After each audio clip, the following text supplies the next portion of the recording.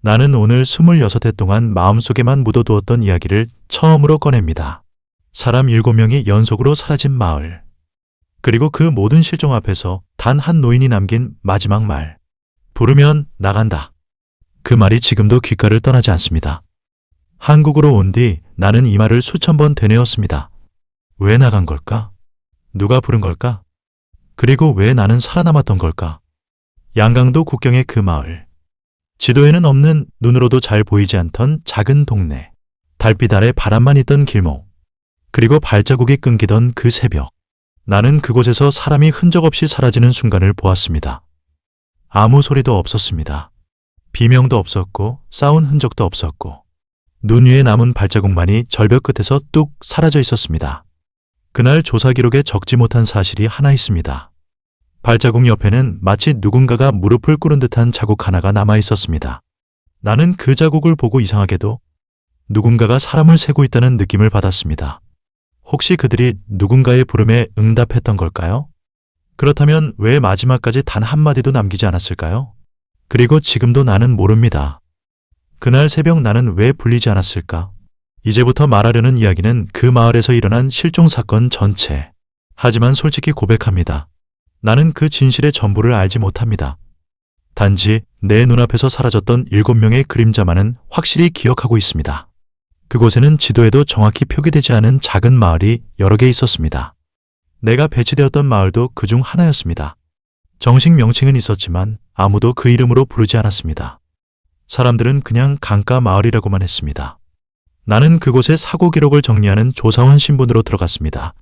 겉으로는 사고 조사 업무 지원이라 했지만 실제로는 국경 지역의 밀수, 탈북, 군부와 얽힌 사건들을 조용히 처리하는 역할이었습니다. 마을은 작았습니다. 집은 20채 남짓. 밤이면 어둠이 산에서 내려와 마을 전체를 덮어버렸습니다. 전기불도 제대로 들어오지 않았습니다. 창호지로 막아둔 창문 사이로 바람이 스며들면 아이 울음소리와 함께 개 짖는 소리만 희미하게 들렸습니다. 그런데 그 마을은 처음부터 뭔가 이상했습니다.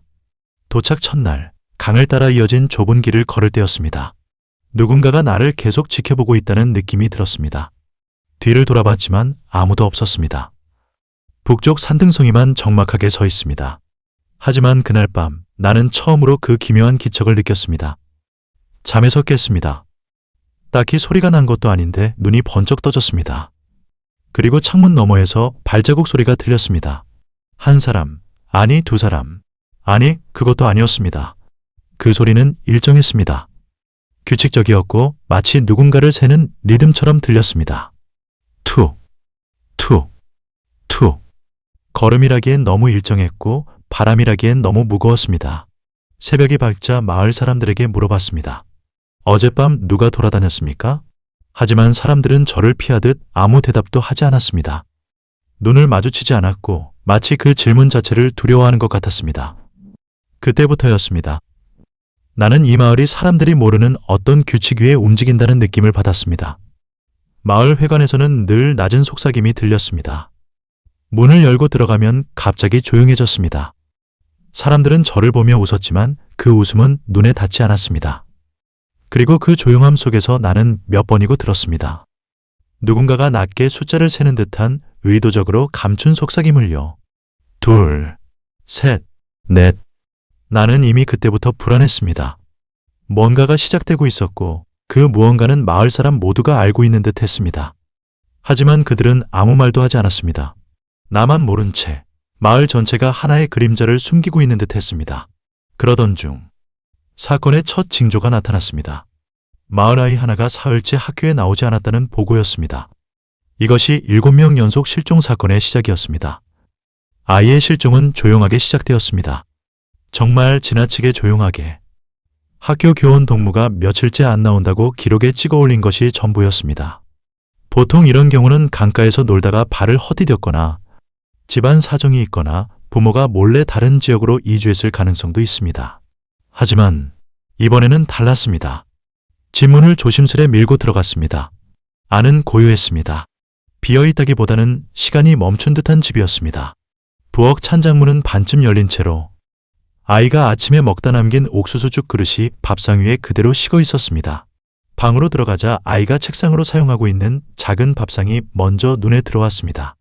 공책은 펼쳐져 있었고 연필은 아이가 방금 전 손에서 놓은 것처럼 익숙한 자리에서 벗어나지 않은 채 그대로였습니다. 이불 또한 아이가 아침까지 덮고 있다가 막 일어난 모습 그대로였고 창가 옆 작은 의자에는 전날 놀다 둔 장난감이 고요하게 놓여 있었습니다. 모든 것이 정확히 일상 그대로였습니다. 단 한 가지를 제외하고 아이만 사라져 있었습니다. 저는 주변을 둘러보며 깨달았습니다. 책가방, 외투, 공책, 아이가 어디를 가든 반드시 챙겼을 물건들이 전부 제자리에 모양 그대로였다는 사실을, 그리고 문 앞에 너무 가지런하게 놓인 고무신 한 켤레, 벗겨진 게 아니라 놓여있는 모습이었습니다. 이상하지 않습니까? 스스로 도망쳤다면 이렇게 가지런할 리가 없고 누군가가 데려갔다면 신발이 이런 모양 그대로 남아있을 이유가 없었습니다. 그 고무신은 마치 누가 보여주려고 두고 간 흔적처럼 보였습니다. 저는 그 자리에서 숨을 삼켰습니다. 이건 떠난 게 아니라 사라진 겁니다. 나는 그 고무신을 주워들었습니다. 흙 묻은 바닥에서 고무신 하나가 아득하게 가벼웠습니다. 마치 주인이 갑자기 사라진 뒤 홀로 남은 증거처럼 집을 나서자 강바람이 차갑게 볼을 스쳤습니다. 그리고 본능적으로 알아차렸습니다. 아이의 발자국이 강가로 향하고 있었습니다. 좁은 산길을 따라 이어진 작은 발자국. 눈이 살짝 녹았다 얼어붙은 바닥에 선명하게 찍혀 있었죠. 나는 그 발자국을 따라 걸었습니다. 하나, 둘, 셋. 한 걸음 한 걸음이 이상하리만큼 일정했습니다. 마치 어떤 리듬을 따라 걷는 사람처럼 발자국의 모양도 특이했습니다. 왼발, 오른발, 왼발, 그리고 그 사이에 누군가 무릎을 꿇은 듯한 뭉툭한 자국 하나. 그 자국을 본 순간 심장이 내려앉았습니다. 아이 혼자가 아닙니다. 누군가, 아니면 무언가가 아이 바로 뒤에 무릎을 꿇은 자세로 따라붙어 있었습니다. 그 자국은 규칙적이었습니다. 마치 아이의 걸음을 세며 서서히 다가오는 사람처럼 나는 순간 뒤를 돌아봤습니다. 산등성이 위에서 바람이 불 뿐 아무도 없었습니다. 그런데도 누군가 보고 있다는 느낌은 계속됐습니다. 발자국은 계속 이어졌습니다. 그리고 어느 순간 갑자기 끊겼습니다. 나는 그 자리에서 말을 잃었습니다. 강가 끝 절벽. 아이의 발자국은 절벽 바로 끝에서 뚝 사라졌습니다. 발자국은 뛰거나 흔들리지 않았습니다. 끌려간 흔적도 전혀 없었습니다. 그저 걷다가 그 자리에서 사라진 듯 끊겨 있었습니다. 나는 절벽 아래를 내려다봤습니다. 강물은 느리게 흐르고 있었고 어떤 흔적도 보이지 않았습니다. 그때 뒤에서 누군가 낮게 말했습니다. 또 시작된 것 같소? 돌아보니 마을에 장정 하나가 서 있었습니다. 얼굴은 새하얗게 질린 채였고 입술이 떨리고 있었습니다. 또라니 무슨 말이요? 그는 대답하지 않았습니다. 대신 절벽 위로 시선을 옮기며 약한 목소리로 속삭였습니다. 가끔 밤에 누가 이름을 부르면 나간다오. 나는 그 말을 못 들은 척했습니다. 왜냐하면 그 말이 너무 익숙했기 때문입니다. 어릴 때부터 북한 여러 지역을 전전하며 들은 누가 부르면 따라간다는 이야기. 대부분은 미신이라 생각했기 때문이었습니다. 하지만 이 마을에서는 그게 미신이 아니라 규칙처럼 들렸습니다. 그날 밤 나는 잠을 이루지 못했습니다. 왜냐하면 절벽 끝에서 끊긴 발자국은 아이의 것만이 아니었기 때문입니다. 그 옆에는 어른의 발자국이 희미하게 언제나 아이 바로 뒤에 붙어 있었습니다. 그 발자국은 마치 누군가가 아이를 세고 있다는 느낌이 들었습니다. 그리고 나는 그 발자국이 처음이 아니라는 것을 다음날 깨닫게 됩니다. 아이가 사라진 다음날, 마을은 겉으로는 평소와 다름없었습니다. 강가에서는 여전히 물을 깃고 남정네들은 나무를 패고 장터에서는 열무를 씻어 파는 소리가 들렸습니다. 하지만 분위기는 완전히 달라져 있었습니다. 사람들이 서로를 볼 때마다 숨을 삼키듯 잠깐 멈추는 순간이 있었고 마치 이번엔 누구 차례인지 속으로 세고 있는 것처럼 보였습니다. 오후쯤이었습니다. 마을에서 가장 나이가 많은 노인 강유복이 내 숙소 앞에 서 있었습니다. 눈빛은 평소보다 더 흐리고 손은 잠들기 직전의 사람처럼 떨리고 있었습니다. 조사원 동무, 잠깐 이야기 좀 합시다. 노인은 걸음을 옮기기 힘든 듯 발끝으로 땅을 더듬으며 방 안으로 들어왔습니다.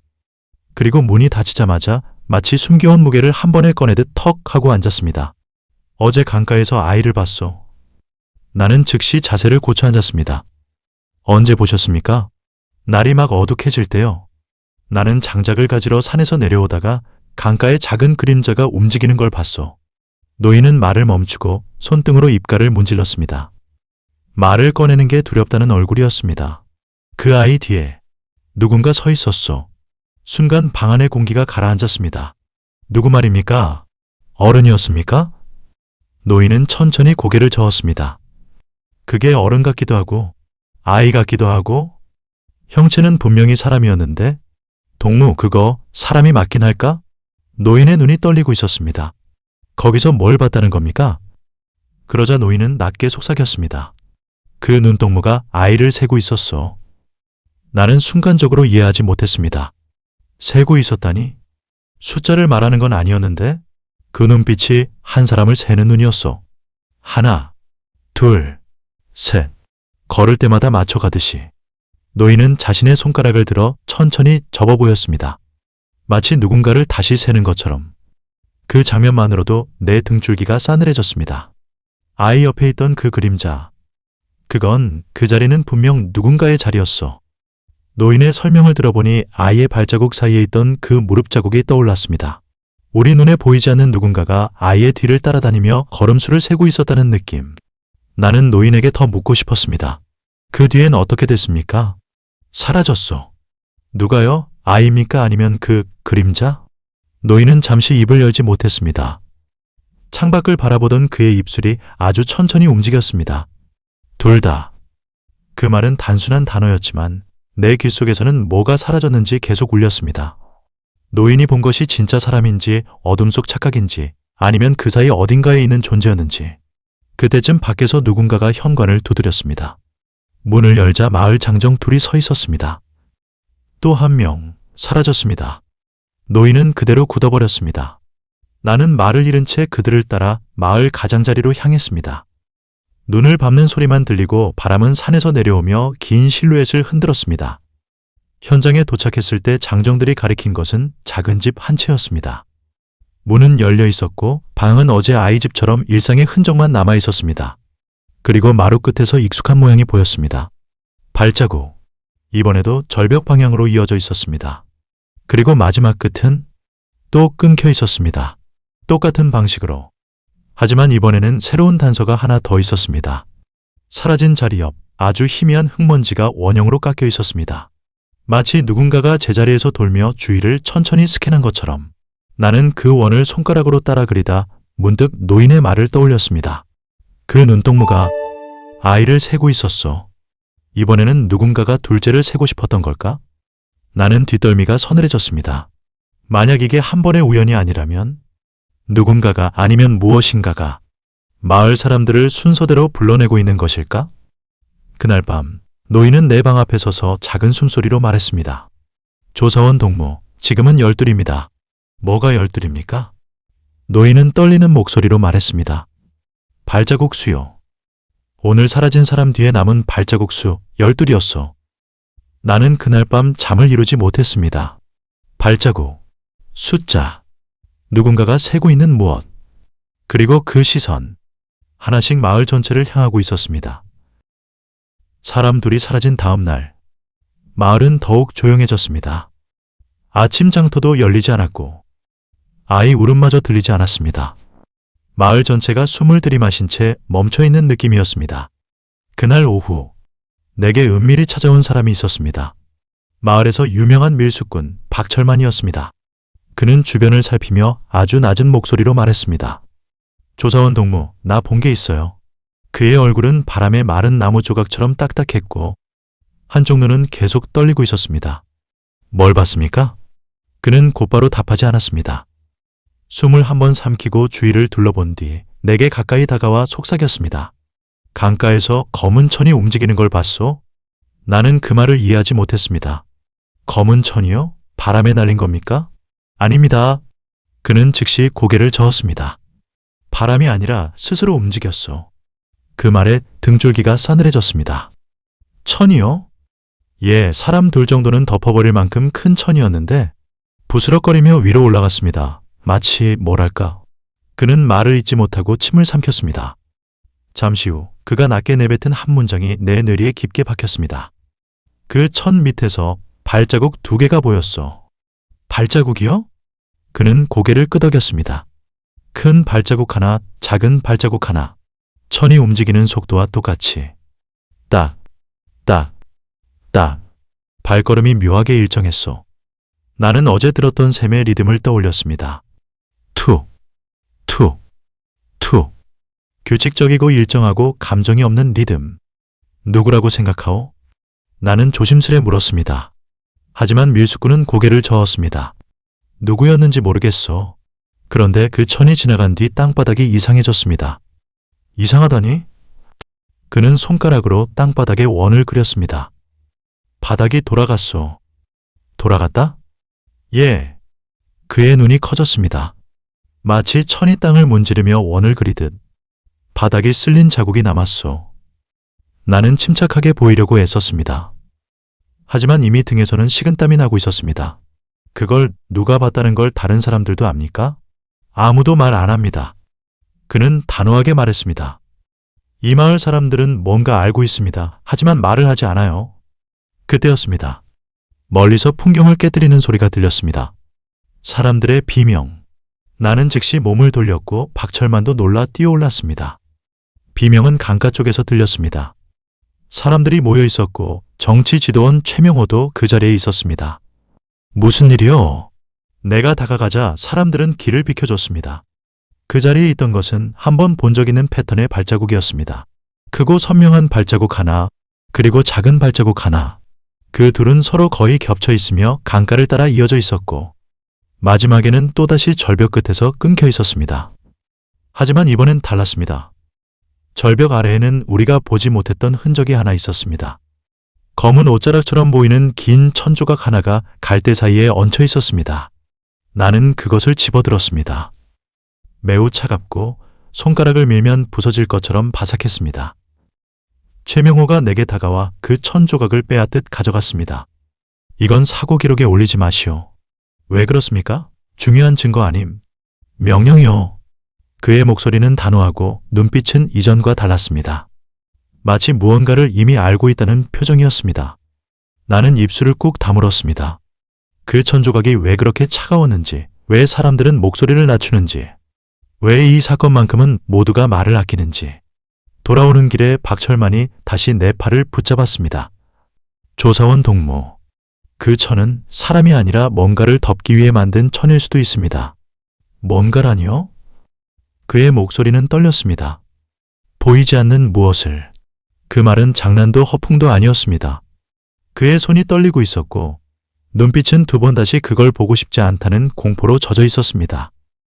그날 밤 나는 강가 근처에서 바람에 섞인 이상한 소리를 들었습니다. 부스럭, 부스럭. 그리고 어느 순간 투, 투, 투. 숫자를 세는 듯한 규칙적인 발걸음 소리.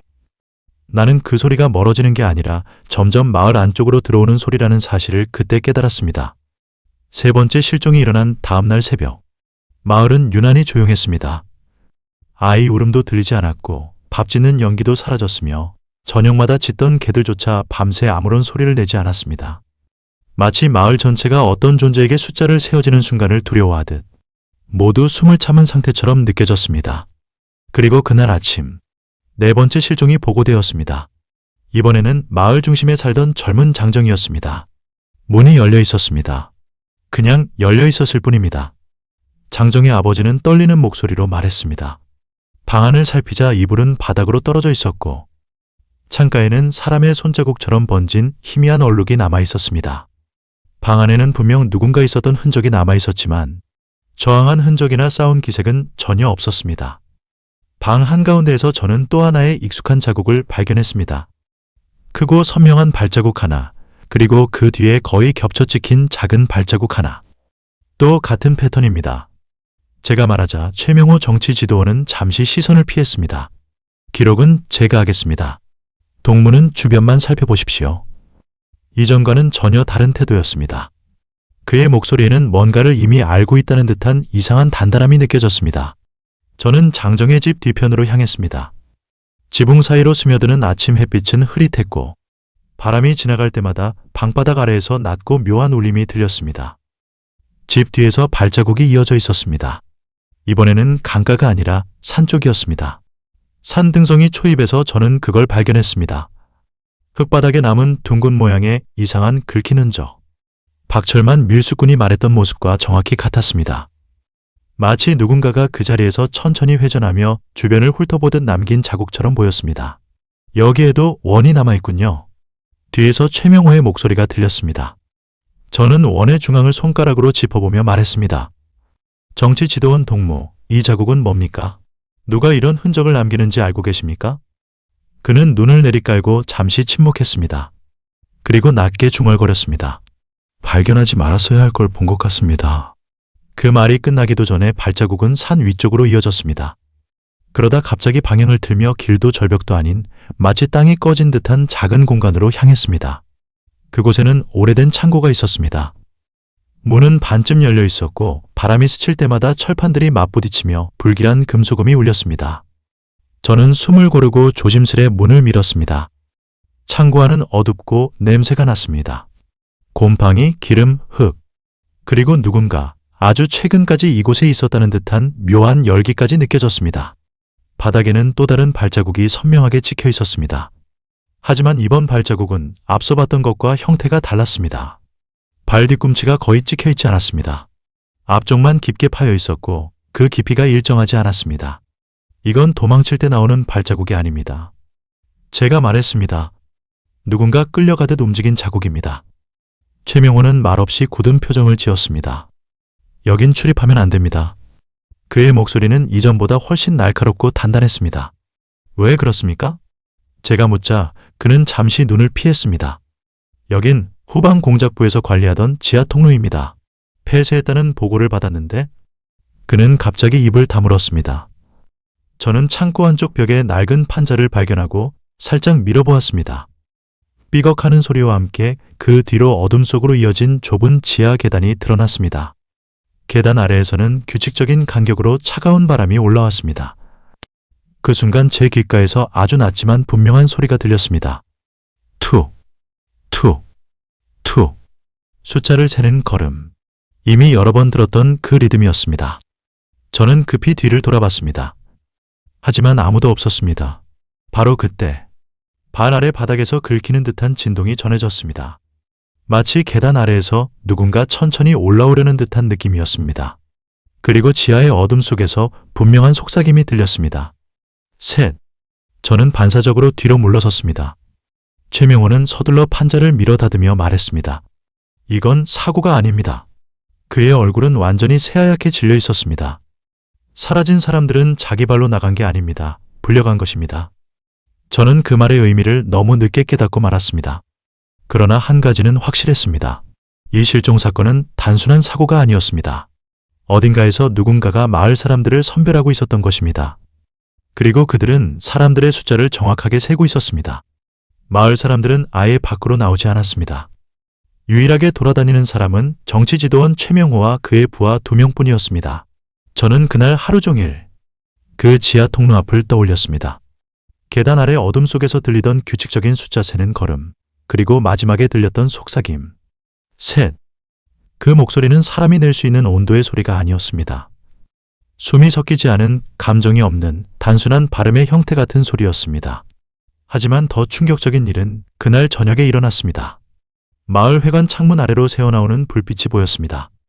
평소라면 주민회의나 배급공지가 있을 때에만 켜지는 불빛이었는데 요즘처럼 모두가 집 밖에 나오는 걸 피하는 시기에 회관 불이 들어온다는 건 도무지 이상한 일이었습니다. 저는 그 낯선 불빛을 보며 뭔가 숨겨진 일이 벌어지고 있다는 생각이 들었습니다. 그리고 창문 아래로 조심스럽게 다가갔습니다. 그때였습니다. 안쪽에서 낮은 목소리가 들렸습니다. 사람 수가 맞지 않습니다. 7명이 아니라 9명입니다. 그 말을 듣는 순간 등골이 차갑게 식었습니다. 9명? 나는 분명 4명의 실종만 조사했습니다. 그게 마을에 공식적으로 알려진 숫자였으니까요. 그런데 회관 안에서는 이미 7명으로 보고되고 있었습니다. 그리고 지금 그들은 다시 7명이 아니라 9명이라고 말하고 있었습니다. 즉, 내가 모르는 실종자가 5명 더 있다는 뜻이었습니다. 그 5명은 어느 기록에도 남아있지 않았습니다. 그리고 그 사실을 알고 있는 사람은 회관 안 극히 일부뿐이라는 뜻이었습니다. 그때 창문 안쪽에서 서류가 탁 하고 책상에 떨어졌습니다. 명단을 다시 가져오십시오. 아랫부분이 찍혔습니다. 그 말에 저는 본능적으로 몸을 낮추었습니다. 그리고 다음 순간 창문 틈 사이로 하얀 종이가 살짝 흔들리는 것이 보였습니다. 저는 숨을 죽이고 그 종이를 바라봤습니다. 조그마한 글씨로 적힌 단어가 한 줄만 보였습니다. 특수인력 선별. 그리고 그 뒤는 칼로 잘라낸 듯 사라져 있었습니다. 회의가 끝난 뒤 사람들이 모두 회관을 빠져나갈 때였습니다. 문이 닫히며 바람이 한번 스치자 책상 위에 놓여있던 종이 한 장이 바닥으로 떨어졌습니다. 그 순간을 기다렸다는 듯 저는 재빨리 회관 안으로 들어갔습니다. 문서 조각을 주워들자 그 안에는 아주 작은 글씨로 사람들의 이름이 나열되어 있었습니다. 그리고 그 아래에는 정체불명의 문구가 적혀 있었습니다. 이송씨 말소 처리. 저는 그 문구를 읽는 순간 손끝이 차가워졌습니다. 말소 처리. 이건 사람을 없앤다는 뜻이 아니었습니다. 기록을 없앤다는 뜻입니다. 죽였다는 것도 아니고 살아있다는 것도 아니고 단지 기록에서 지운다는 방식. 이건 사고나 실종이 아니라 계획된 작업이라는 뜻이었습니다. 뒤에서 발자국 소리가 들렸습니다. 툭, 툭. 저는 반사적으로 문서 조각을 주머니에 숨겼습니다. 조사원 동무. 그 목소리는 낮고 날카로웠습니다. 돌아보니 최명호가 서 있었습니다. 어둠 속인데도 그의 얼굴은 표정 하나 없이 굳어 있었습니다. 여기서 무엇을 하고 있습니까? 회의가 끝난 줄 모르고. 거짓말하지 마십시오. 그는 제 어깨 위로 몸을 숙이며 말했습니다. 지금 본 것은 기억에서 지우는 것이 좋겠습니다. 저는 아무 말도 하지 못했습니다. 그의 눈빛은 누군가를 지켜보는 것이 아니라 세고 있는 듯한 느낌이 들었습니다. 무엇을? 왜? 그 순간 바람이 스쳐 지나가며 회관 문이 약하게 흔들렸습니다. 그리고 아주 희미하게 제가 지하에서 들었던 것과 같은 소리가 들렸습니다. 넷. 저는 온몸이 굳었습니다. 분명히 사람이 내는 소리가 아니었습니다. 숙소로 돌아온 뒤 저는 주머니 속 문서 조각을 꺼냈습니다. 그리고 그 아래 장정의 이름 옆에 적힌 작은 글씨를 발견했습니다. 12. 12? 그건 장정의 나이가 아니었습니다. 식량 배급 수량도 아니었고 세대 번호도 아니었습니다. 그건 실종된 사람이 남겨놓은 마지막 발자국 수였습니다. 두 번째 실종 때 노인이 말했던 수. 오늘은 12입니다. 그 숫자와 문서의 숫자가 완전히 일치했습니다. 즉, 누군가는 사라진 사람들의 발걸음 수까지 기록하고 있었던 것입니다. 발걸음은 사람을 찾기 위한 정보가 아니라 사람을 선별하기 위한 기준이었습니다. 그리고 그 기준은 누군가가 직접 세고 있었습니다. 그 누군가가 눈에 보이지 않든 소리만 남기든 실체가 무엇이든 간에 저는 그제야 깨달았습니다. 이 실종 사건에는 순서가 있었습니다. 리듬이 있었고 규칙이 있었고 선별이 있었습니다. 이건 누군가가 주도하는 작업이었습니다. 그리고 마지막으로 하나. 숫자 옆에 이상한 메모가 하나 적혀 있었습니다. 5은 살아있음. 저는 그 문장을 읽고도 이해하지 못했습니다. 저 5은 죽은 것도 아니고 사라진 것도 아니고 그냥 어딘가로 이송된 상태라는 뜻이었습니다. 어딘가로 누군가가 부르는 곳으로 불려간 것입니다. 회관에서 훔친 문서 조각을 밤새 들여다보고도 그 글자들이 정확히 무엇을 의미하는지 저는 끝내 알 수 없었습니다. 5은 살아있음. 그 문장은 단순한 메모처럼 보였지만 제 머릿속에서는 계속 되뇌어졌습니다. 누군가는 죽었고 누군가는 기록에서 지워졌고 그중 5은 살아있다는 뜻이었습니다. 그들이 지금 어디에 있을까? 지하일까? 산속의 어떤 시설일까? 아니면 군부대 내부일까? 그 질문만 떠올려도 제 뒷목이 서늘해졌습니다. 다음 날 아침 저는 일부러 평소와 다른 길로 마을을 돌았습니다. 사람들이 피하던 오래된 폐가 근처를 지날 때였습니다. 낡은 창문이 바람에 흔들려 끼익 하는 소리를 냈습니다.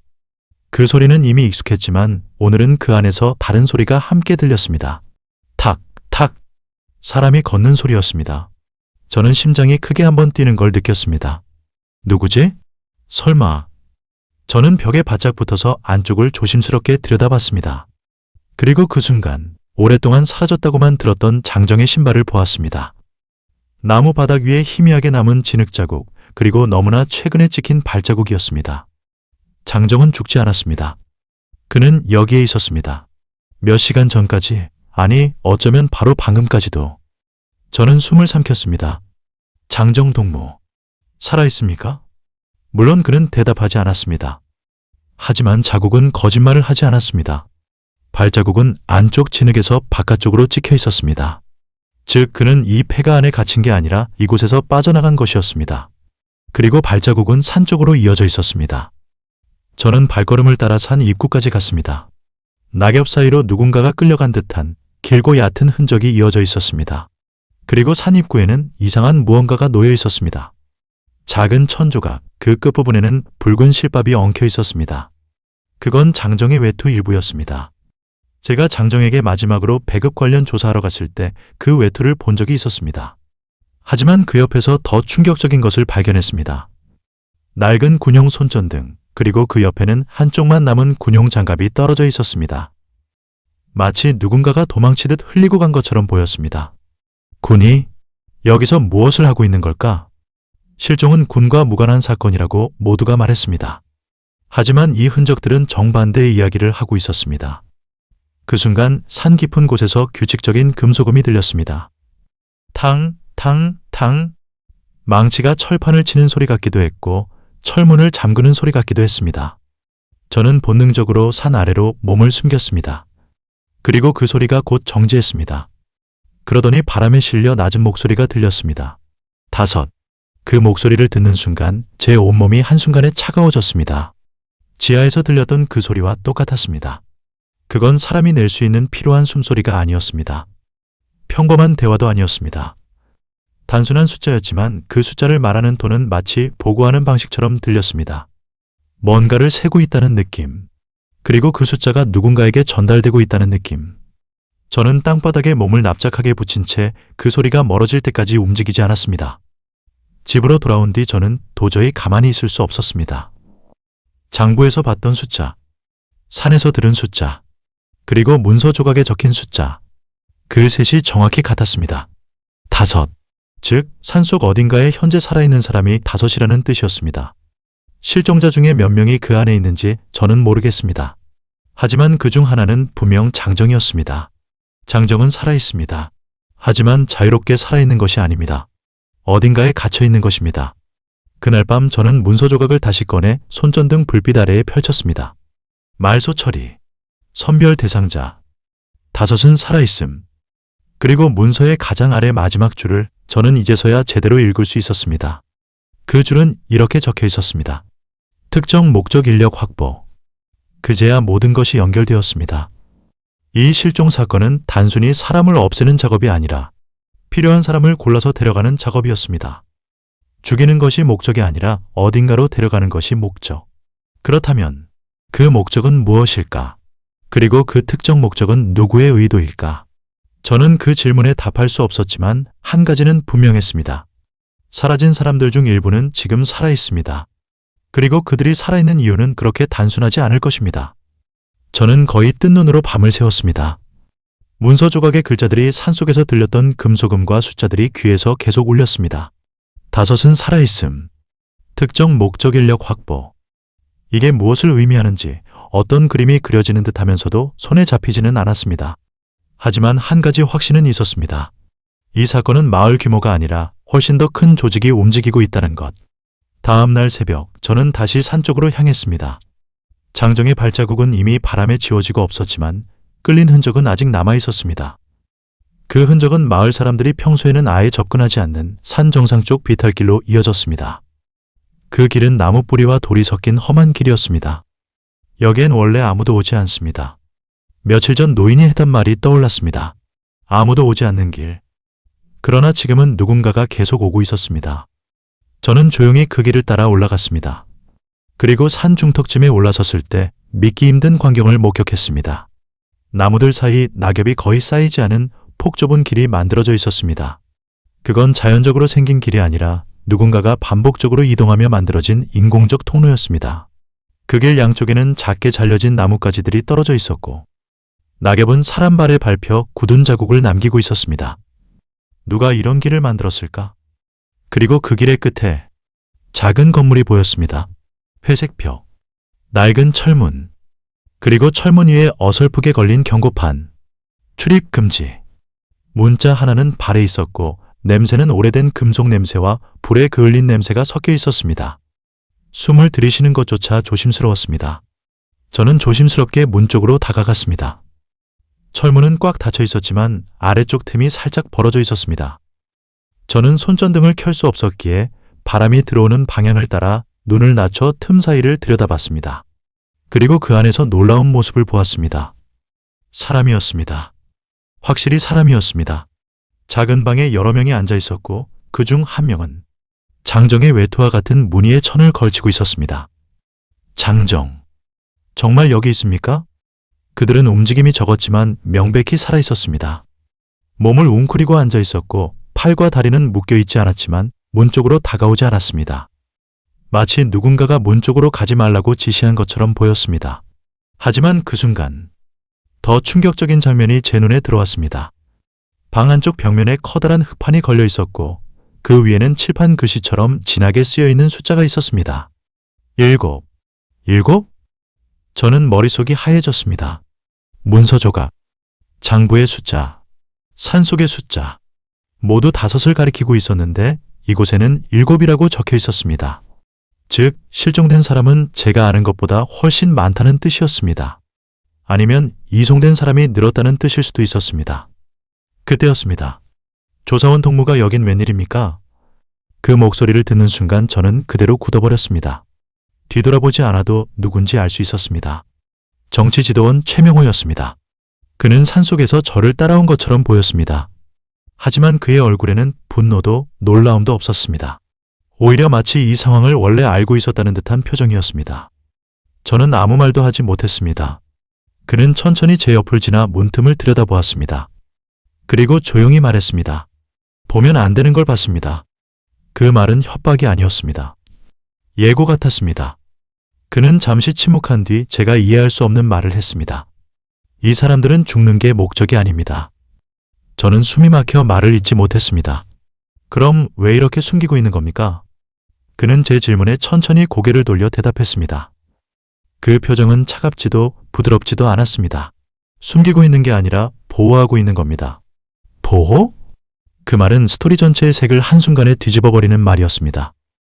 그는 그러고는 계속 걸어 들어가며 말했습니다. 그리고 조사원 동무, 이제 선택해야 합니다. 저는 그를 바라보며 한동안 아무 말도 할 수 없었습니다. 그는 철문을 손끝으로 가볍게 두드렸습니다. 그리고 문 너머에서 사람들의 움직임이 들렸습니다. 그는 제게 돌아서며 천천히 낮은 목소리로 말했습니다. 이 사람들을 찾아낸 것은 잘한 일입니다. 하지만 그는 마지막 문장을 거의 속삭이듯이 말했습니다. 조사원 동무가 우리 편인지 아닌지 지금부터 결정됩니다. 그 말을 들었을 때 저는 이 산속에서 일어나는 모든 일이 단순한 실종 사건이 아니라 어떤 조직적인 목적을 향해 움직이고 있다는 사실을 완전히 깨닫게 되었습니다. 그리고 그 목적은 제가 아는 북한의 시스템과 완전히 달랐습니다. 저는 무릎이 순간적으로 풀리는 것 같았습니다. 그의 말은 단순한 협박도 위협도 아니었습니다. 그건 제 삶이 갈라지는 소리였습니다. 조사원 동무가 우리 편인지 아닌지 그 문장이 귓가에서 계속 되뇌어졌습니다. 저는 다시 철문 틈을 보았습니다. 안쪽의 사람들은 마치 이미 자신의 결정을 알고 있는 듯 조용히 고개를 숙이고 있었습니다. 그중 한 사람, 장정으로 보이는 사람이 아주 천천히 문 쪽으로 고개를 돌렸습니다. 그의 눈빛에는 미움도 두려움도 없었습니다. 단지 말할 수는 없지만 전하고 싶은 어떤 의지만 남아 있었습니다. 그 순간 저는 깨달았습니다. 이 사람들은 누군가에게 잡혀온 것이 아니라 어떤 목적을 위해 사용되고 있다는 것을. 최명호는 제 앞에 서서 낮은 목소리로 말했습니다. 죽이는 것이 목적이었다면 이미 없어졌을 겁니다. 그 말은 분명했습니다. 그러면 왜 데려가는 겁니까? 그는 저를 똑바로 쳐다보며 대답했습니다. 그건 동무가 알 필요가 없는 것일 수도 있고 알아야 하는 것일 수도 있습니다. 애매한 말이었습니다. 그러나 그 애매함 속에는 명확한 목적이 숨겨져 있었습니다. 그는 다시 말했습니다. 하지만 한 가지는 확실합니다. 조사원 동무가 본 것들은 국가의 기밀입니다. 그리고 그 기밀을 본 사람은 그는 잠시 숨을 고르더니 정확하게 말했습니다. 선택을 해야 합니다. 그가 말한 두 길은 명백했습니다. 하나는 이 사건을 국가의 일로 받아들이고 입을 다무는 길. 다른 하나는 제가 본 것을 기록하고 어떤 위험도 감수하는 길. 최명호는 그 두 선택을 마치 오래전부터 준비해 놓은 듯 자연스럽게 제 앞에 내려놓았습니다. 이 사람들은 우리의 필요한 인력입니다. 저는 그 말 속에서 말해지지 않은 부분을 분명히 느낄 수 있었습니다. 필요한 인력, 작업, 선별, 말소. 이 단어들은 군이 아닌 다른 부서, 더 깊은 어둠 속에 있는 누군가의 손길을 암시하고 있었습니다. 그는 뒤로 한 걸음 물러섰습니다. 저에게 길을 열어주는 것처럼 보였습니다. 나는 동물을 해치고 싶지 않습니다. 그 말이 어쩌면 진심에 가까운 말이라는 것도 저는 느낄 수 있었습니다. 그는 철문을 보며 말했습니다. 저들은 지금 이 상태가 살아있는 것입니다. 살아있는 것. 그러나 자유는 없는 삶. 죽지는 않았지만 살아있다고 말하기도 어려운 삶. 그리고 저는 그들의 눈빛에서 또 다른 질문을 읽을 수 있었습니다. 당신은 우리를 어떻게 기억할 것입니까? 저는 철문에서 눈을 떼지 않은 채 천천히 입을 열었습니다. 이 진실을 저 혼자만 알고 있을 수는 없습니다. 그 말에 최명호의 눈이 잠시 흔들렸습니다. 그러나 그는 놀라지 않았습니다. 마치 이미 그렇게 될 것을 알고 있었다는 듯한 표정이었습니다. 그렇다면 그는 말했습니다. 동무는 이 사건을 기록해야 합니다. 저는 그의 말을 이해하지 못했습니다. 기록하라고요? 그는 고개를 끄덕였습니다. 조직이 원하는 것은 숨김이 아닙니다. 관리된 진실입니다. 그 말은 저를 더 혼란스럽게 만들었습니다. 그게 무슨 뜻입니까? 그는 단호하게 말했습니다. 동무가 본 것을 기록하십시오. 그러나 전부를 말하지는 마십시오. 그 말은 협박 같기도 하고 요청 같기도 하고 명령 같기도 했습니다. 그리고 저는 그제야 진실의 일부를 이해했습니다. 이 사건은 외부에 알려지는 것을 두려워하는 것이 아니라 어떻게 알려지는지를 통제하려는 사건이었습니다.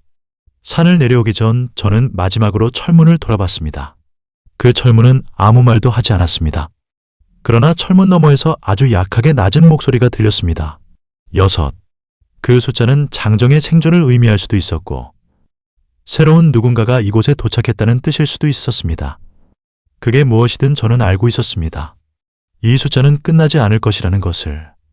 지금 이 기록을 남기는 저는 그날의 선택 이후 더 이상 조사원이 아닙니다. 어디에도 속하지 않습니다. 누구에게도 말할 수 없습니다. 하지만 저는 평양의 어느 기록실에서 사라진 서류들 중 한 줄만큼은 되살리고 싶었습니다. 이것이 그 한 줄입니다. 여전히 풀리지 않은 질문은 많습니다. 장정과 다른 사람들은 지금도 그 산속에 있을까? 그들을 데려간 조직은 정확히 누구일까? 그 특정 목적은 지금도 진행 중일까? 그리고 무엇보다 그 숫자를 센 목소리는 정확히 누구의 것이었을까? 이 질문들은 저에게도 여전히 답이 없습니다. 그러나 저는 압니다. 침묵은 이 사건을 더 깊이 숨기고 기록은 누군가에게 닿습니다. 그래서 저는 이 이야기를 남깁니다. 누군가에게 닿기 위해, 누군가가 또 사라지지 않기 위해, 그리고 숫자가 더 늘어나지 않기 위해. 이것이 제가 할 수 있는 마지막 선택입니다.